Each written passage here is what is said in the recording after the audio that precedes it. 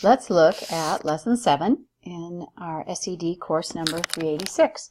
We're going to talk about focused instruction and systematic instruction today in this lesson. I want to start out by reminding you that we are on Lesson 7 out of 16. So we're just about halfway through our semester. I'm wondering if you could give me some feedback on how this course is going for you. So you could either email me or set up another time to visit with me and have that conversation, give me some feedback on the course.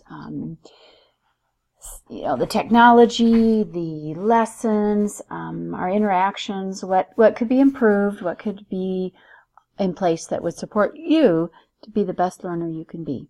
So let me know. Let's go ahead and talk about our two chapters that you have read. You perhaps have the PowerPoint printed out to take notes on or some other type of note-taking activity. Also, you probably want to have your Lesson 7 assignments open. Let's begin our conversation by talking about Chapter 6, which is Focused Instructional Strategies. And the chapter starts out with a story about Miss Christie. And she's in a blended pre-K classroom. It's blended with Head Start as well. They're serving primarily low-income school district. And she has a lot of very high-quality foundational pieces in place, wouldn't you agree, regarding their using state early learning standards, the Head Start standards, quality rating system. They very much value their high-quality environment and positive interactions. But when she was reviewing the individual children's skills and abilities, she found that there were some children that had some really obvious missing skills that were going to be very important for them to be able to be successful as they move forward in their learning process. So she knew that she needed to think about focused instructional opportunities. This is what the topic is for this chapter. So when do we use a focused instructional strategy? This is when we know that we have a specific outcome we need to reach.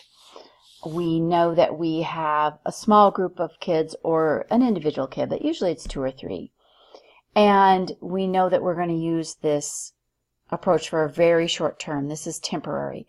And we also note that this is not the same level as systematic instruction, or as our building blocks authors refer to this level as CFIS, Child-Focused Instructional Strategies. This approach has less personalization, less precision, not as focused on the individual child.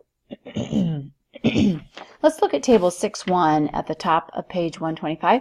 And they have the 5 types of instructional strategies that we're going to talk about. So be sure that you review those examples. It really keys you into what our topic is.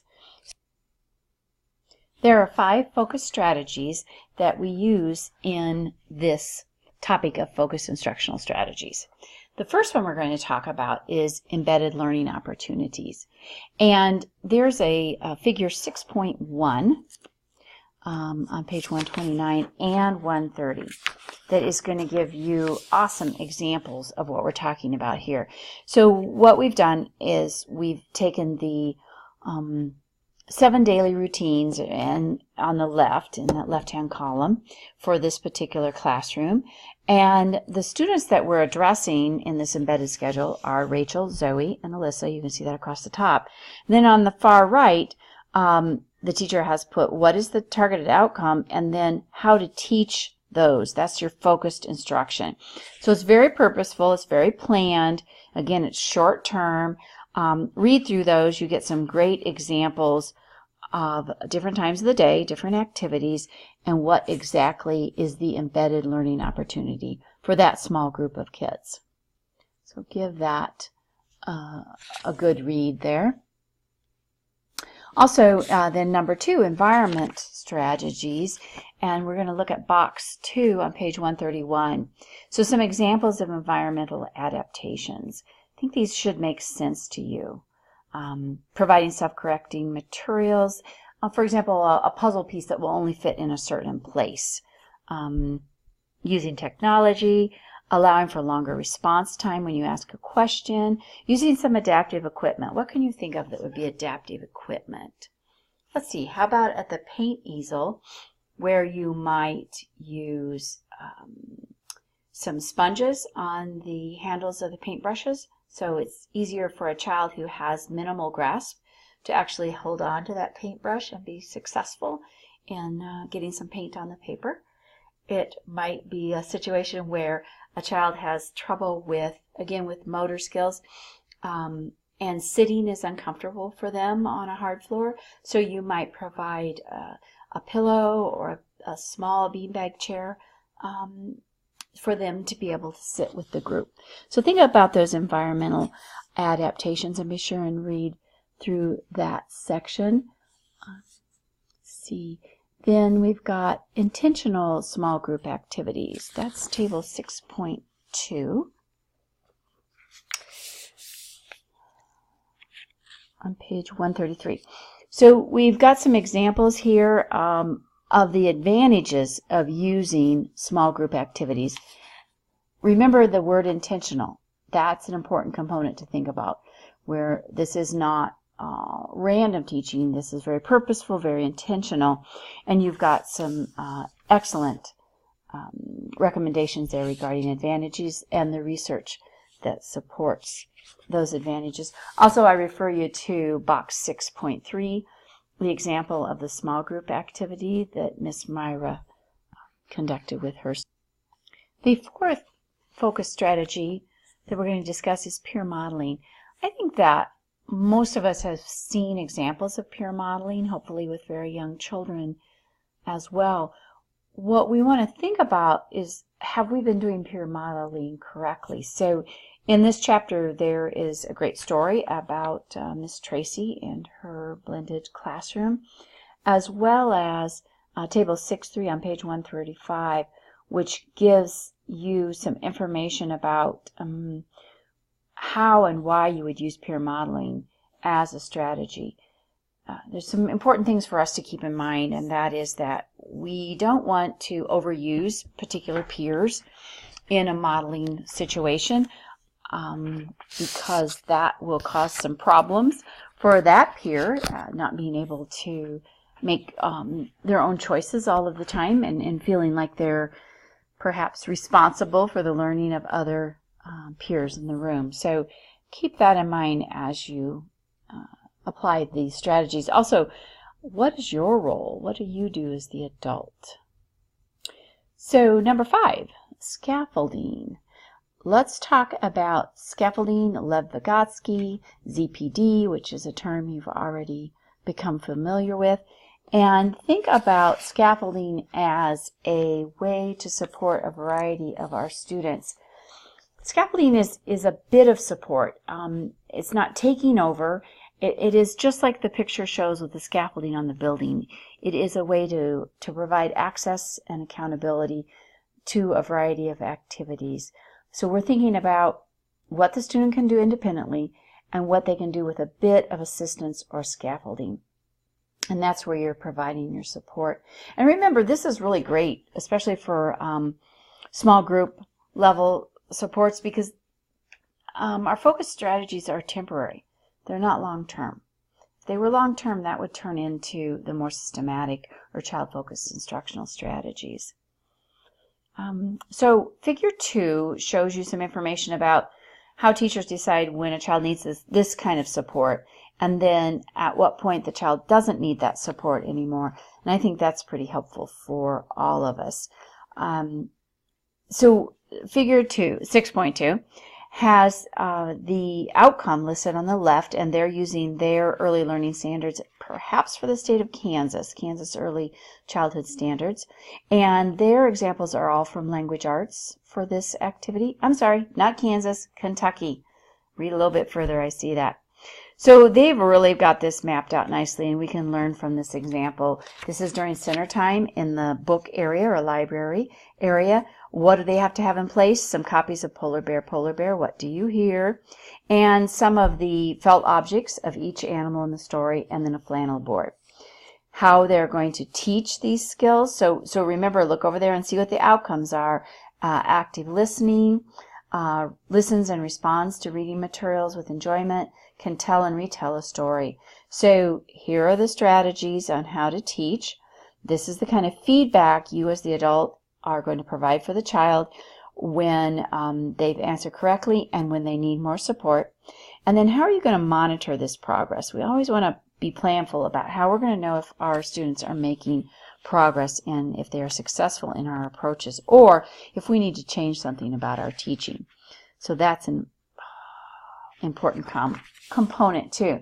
The next page has another example of targeted outcome, and then there's a blank copy there for you. So that is helpful as well. Let's talk now about Chapter 7. We've got a story about Mr. Kenneth. We're going to talk about systematic instructional practices, and I've got some questions for you in the assignment tab about the Mr. Kenneth story there, and why would we use this approach? When would we use it? And there are some barriers, so we'll talk about those in a minute as well. We've got, let's see, is it two different kinds, of teaching strategies for systematic. We've got the enhanced milieu and the response prompting procedures. Don't get worried or nervous about the terminology. It'll become very familiar for you when you begin to look at the examples that they give. So I am going to not try to do any better than the authors. I want you to refer to your text regarding the enhanced milieu, modeling man-modeled, naturalistic time delay, and incidental teaching. And then looking at the next slide, you've got some activities too on both these pages in your assignment tab. We've got graduated guidance, system of least to most, and most to least prompts, and then the time delay. So we've got a constant time delay versus a progressive time delay. Again, there are great examples that your authors have given you in your text, so I'm going to let you refer to those. Look at the picture on this slide of the teacher helping this child put on his coat. In the assignment tab for this lesson, you're going to create a prompting procedure. You can pick any two of the approaches that you liked, and of this slide, the response prompting procedures, and you are going to create a little story about how you would teach a child to put on their coat.